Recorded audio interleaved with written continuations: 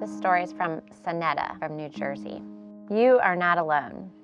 This journey that you face is not going to be easy, so do not be a lone ranger.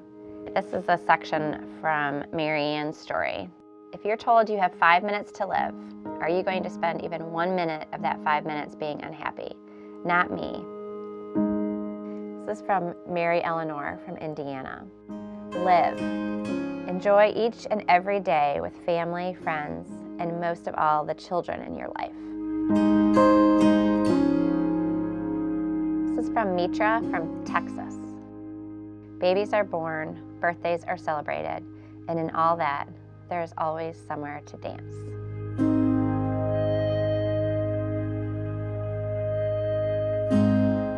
Every day is a good day.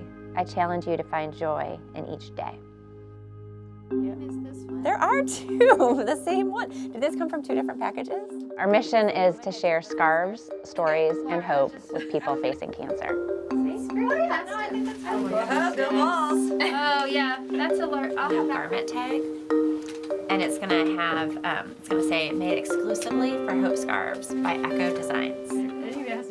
In 2007, I was 30 years old and 7 months pregnant when I was first diagnosed with breast cancer.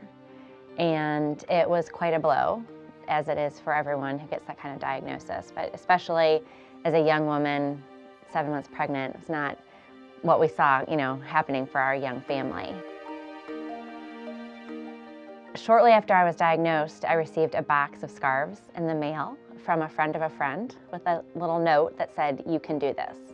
And it meant the world to me to receive these scarves from Kelly, and helped me believe that I could face cancer as this other young mom had done. And I wore those scarves throughout my treatment. I had months of chemotherapy, a double mastectomy, reconstruction, about a year of treatment.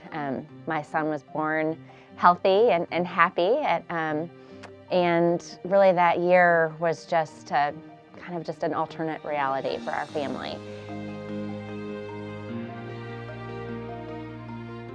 But we persevered with hope and determination that we're gonna beat this disease. And after I finished treatment and started getting back to life, I asked Kelly what to do with the scarves, and she asked me to find someone else who could use them. And so I met a friend named Roberta at a conference for young women with breast cancer, and I gave the scarves to Roberta, and I told her about Kelly, and I told her about my story, and I showed her how to tie the scarves, and it meant so much to me to be able to pass along my encouragement and my story to Roberta. It was a healing process for me to reflect and pass along the strength that had been given to me, to someone else. And as I did that, I realized just how much those scarves meant both to me personally, and giving them away meant to me as well.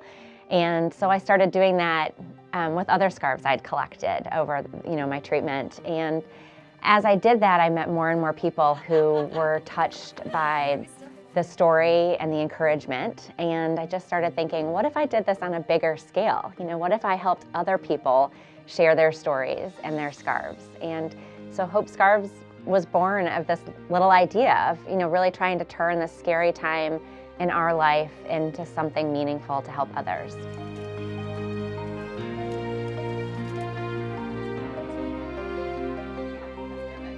Well, I had breast cancer in 2012 and lost my hair then, but I wore wigs because I was working as a therapist. I thought people liked seeing hair.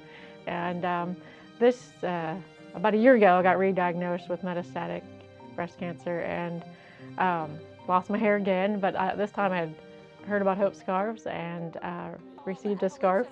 Actually got to pick one out. I knew that was Scarf 4, and I knew who it was. Scarf can help boost someone's personality and morale and just make them feel good about themselves that day. I think there's a saying, if you look pretty, you'll feel pretty.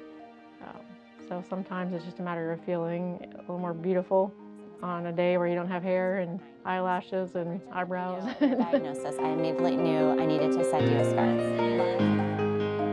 A couple years ago, after 7 years, cancer-free, as they say, the breast cancer in my body metastasized, which means it spread to my bones. And I was diagnosed as a stage 4 metastatic breast cancer patient and will be in treatment the rest of my life. And so by way of my experience becoming a metastatic patient, Hope Scarves has become a deeper, much more thoughtful organization. We started a research fund where a portion of every dollar we raise goes to metastatic breast cancer research. And we've donated our first gift of $50,000 and are preparing to make another gift of $50,000 this year.